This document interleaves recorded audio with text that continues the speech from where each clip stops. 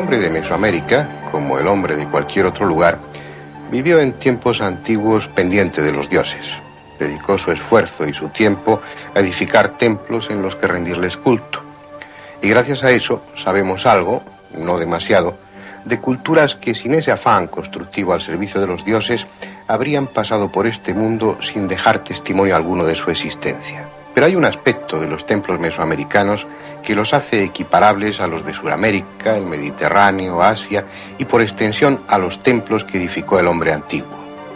Su piramidalidad, una coincidencia de criterios constructivos entre la mayoría de las culturas antiguas que aún no ha sido aclarada. ¿Por qué los mayas, los aztecas, los mochicas, los incas, los egipcios y tantos otros pueblos del pasado eligieron la forma piramidal? Lisas o escalonadas, rematadas por un templo o con el santuario en el interior, las pirámides son los templos sagrados que más abundan en el mundo antiguo. En México las hubo a centenares, desde Teotihuacán e incluso antes hasta las que edificaron los mexicas. Vamos a hablar de algunas de esas pirámides. Y lo haremos en primer lugar de una pirámide que no es tal, aunque todos la llaman la pirámide de Cuicuilco. En realidad es un gran cono truncado distribuido en terrazas. Un enorme túmulo levantado en la región central de México hace 2500 años, tal vez más.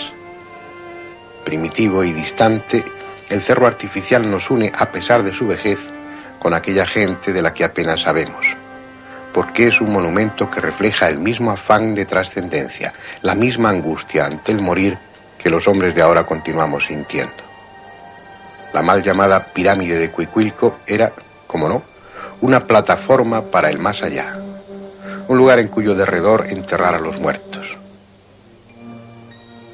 Ellos, como nosotros, creían o querían creer que la muerte no es sino el nacimiento a otra vida más plena y menos ingrata. Por eso enterraban a sus muertos en posición fetal y los confiaban al seno de la madre tierra, para que en ella se produjese la nueva gestación.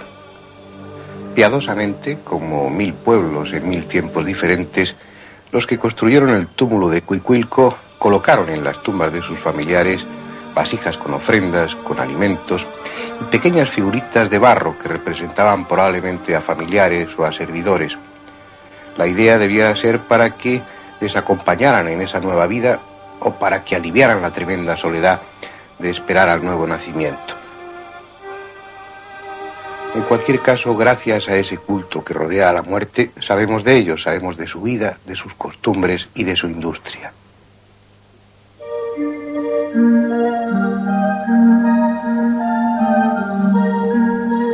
Junto a sus puntas de flecha de obsidiana o de piedra, junto a los sellos cilíndricos de barro con que marcaban sus pertenencias, las excavaciones han recuperado otros materiales más entrañables.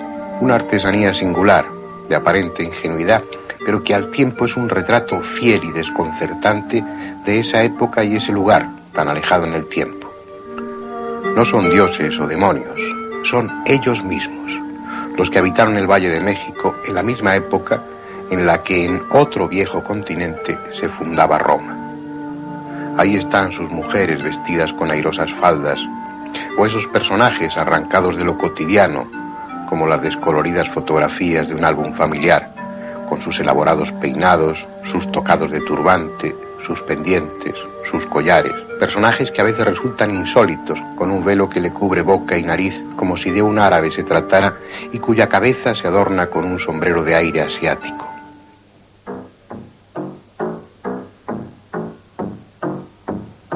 Todo ello fue tragado por el tiempo, las gentes de ese periodo apenas conocido y la pirámide misma. El monumento más grande y solemne de esa época, aunque no tanto que no pudiese con él la naturaleza desatada. Lo que en otros lugares de México cubrió la selva, aquí fue cubierto por la lava. Hace un tiempo aún no determinado, el Xitle, un pequeño volcán del sistema de Ajusco, entró en erupción y el vómito incandescente de la tierra se desparramó, cubriéndolo todo con un manto de lava que en Cuicuilco llegó a alcanzar los 8 metros de espesor.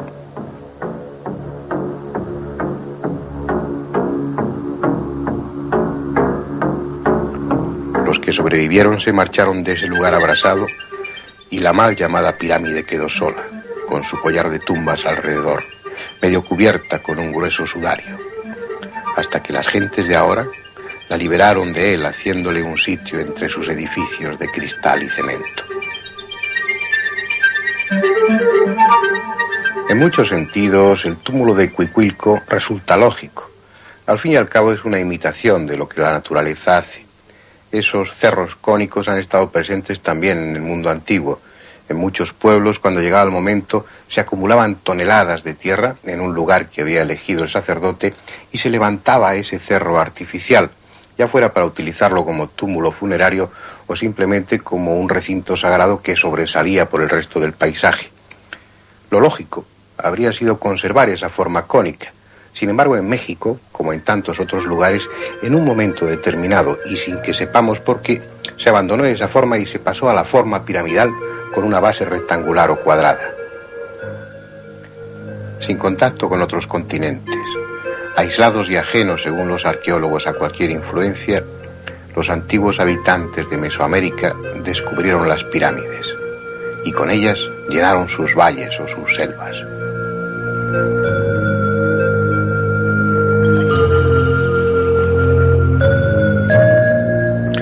Algunas de esas pirámides constituyen obras de tal magnitud que resulta difícil imaginar el esfuerzo y las generaciones de obreros necesarias para su construcción. Y por conocer una de ellas, la más grande de México y de toda América, fuimos a una ciudad edificada sobre un sueño. Al menos eso dicen que fue lo que motivó la fundación de Puebla.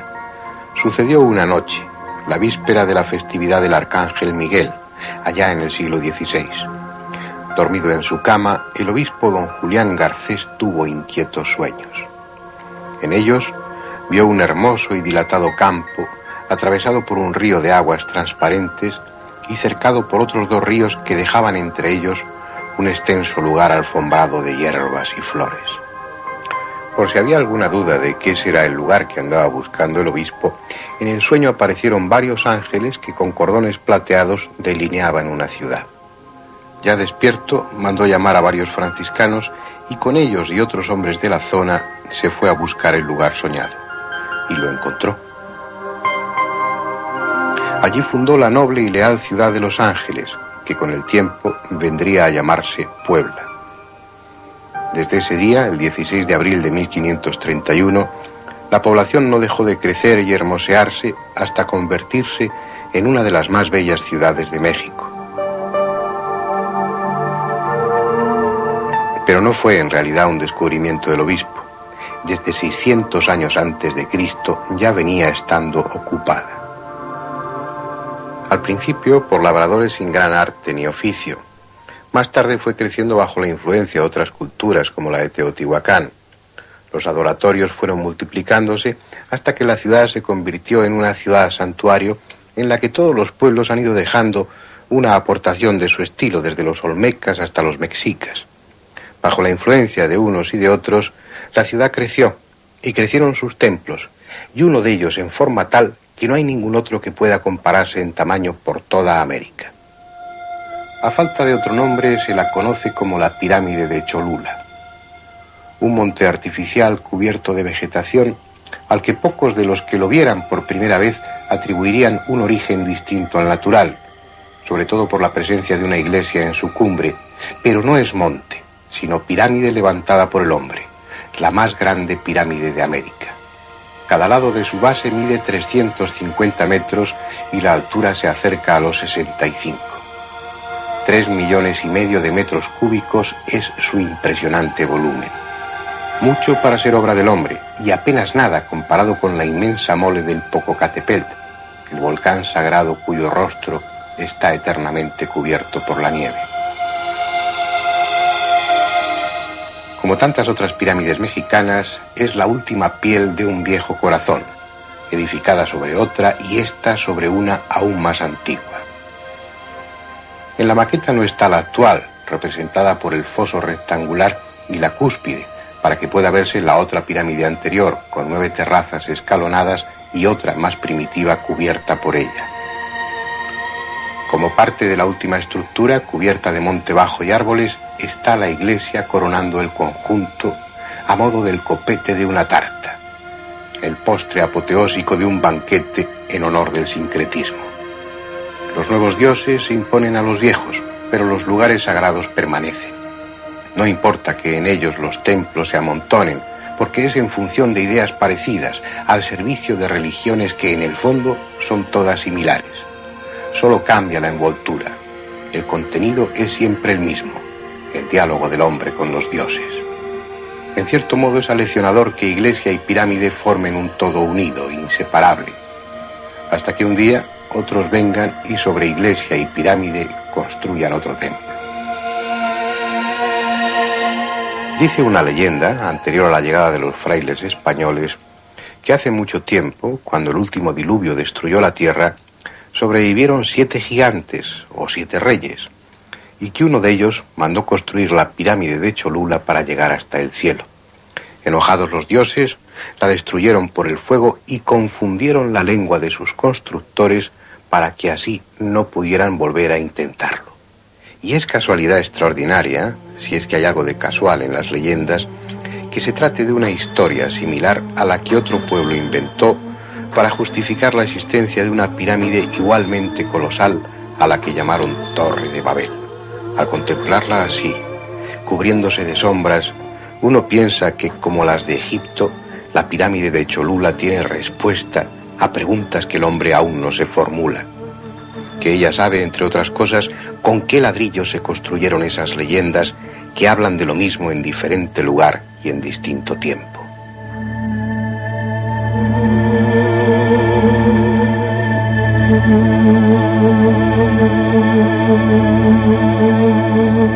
Leyendas que en México son tan frecuentes como las pirámides. Cuando los cronistas españoles recogieron los relatos fragmentados de la historia pasada de Mesoamérica, apenas encontraron otra cosa que leyendas. Había transcurrido demasiado tiempo desde que las viejas culturas, las auténticamente importantes, desaparecieran.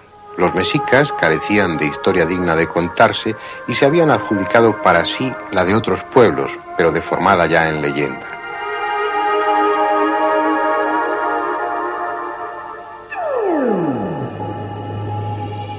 Teotihuacán llevaba 7 siglos abandonada y de ella solo leyendas se contaban.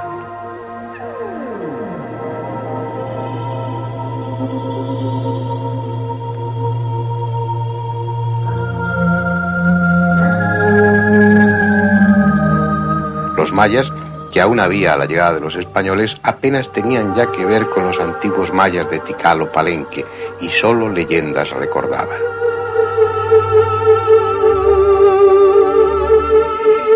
Había libros, había códices, pero la estulticia de los frailes acabó con casi todos ellos. Por eso la historia de Mesoamérica es más que historia-leyenda, tanto en lo que se refiere a los acontecimientos como a las ruinas de sus edificios, en especial de las pirámides.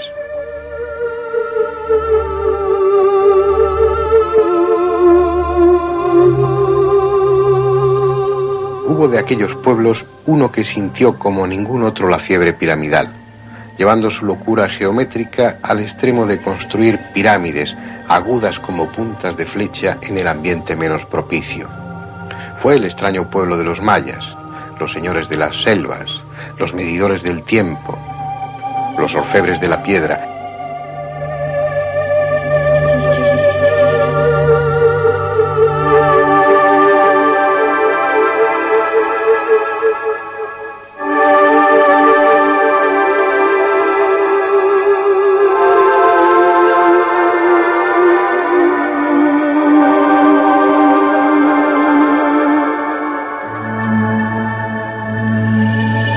Ellos fueron los que hicieron las pirámides escalonadas de Palenque para que en una de ellas durmiera Pacal, el pretendido astronauta, un sueño eterno, un inacabable viaje a esas estrellas que los mayas también conocieron.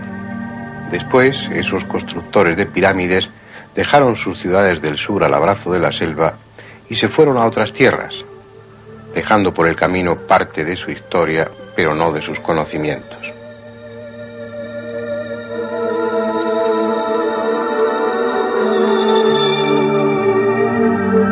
Nació así el nuevo imperio en la península del Yucatán. Fue un proceso que llevó siglos, pero que al contemplar los restos de Uxmal uno piensa que valió la pena.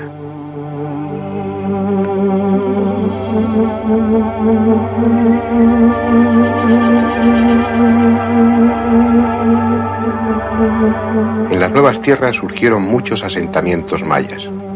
Uxmal era uno de ellos, solo que sus gobernantes resultaron mejores administradores y aprovecharon con mayor habilidad los recursos de la tierra, imponiéndose sobre las demás ciudades hasta constituirse en un centro-estado que gobernó toda la región.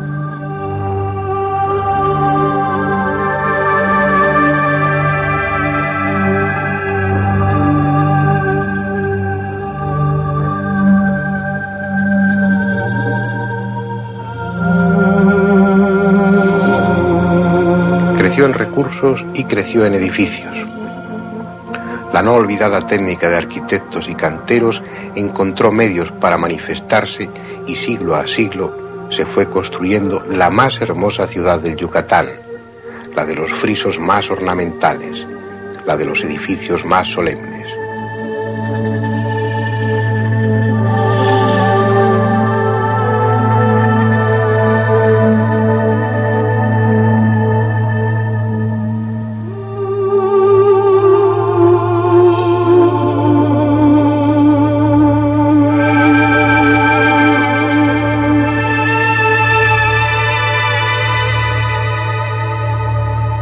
En ella el turista encuentra tema en que cansar su mirada, recorriendo grecas, celosías, mascarones, y el entendido encuentra evidencia del conocimiento maya. Orientaciones precisas al lugar del horizonte donde el Sol o Venus eran devorados en determinadas fechas por la Tierra.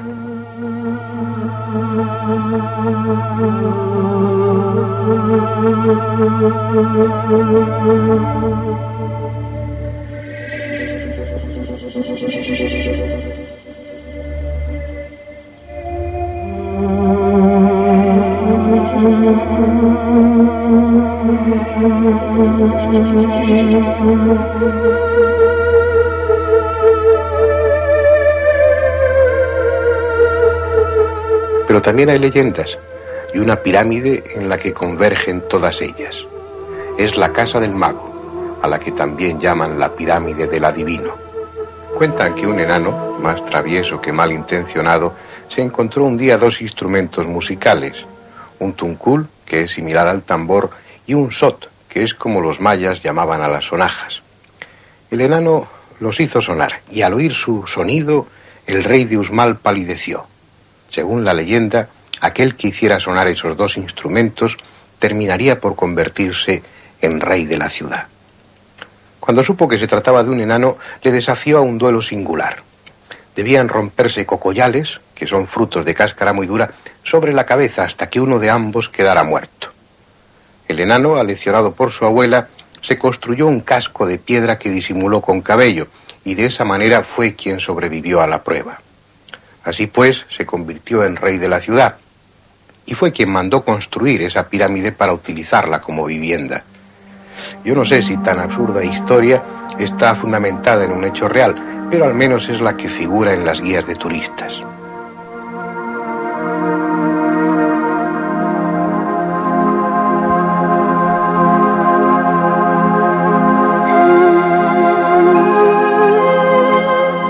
Sin embargo, la pirámide del adivino cuenta con otra historia aún más extraña. Una historia que parece aludir al recuerdo deformado de un héroe mitológico.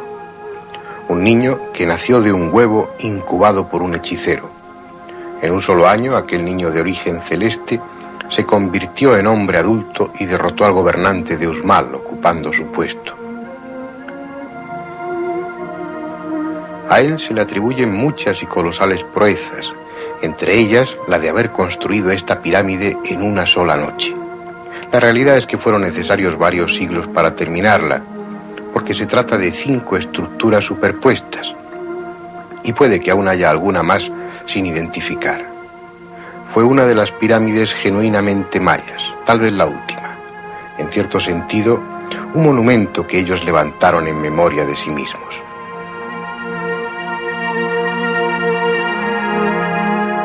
Pero no fue la última pirámide mexicana.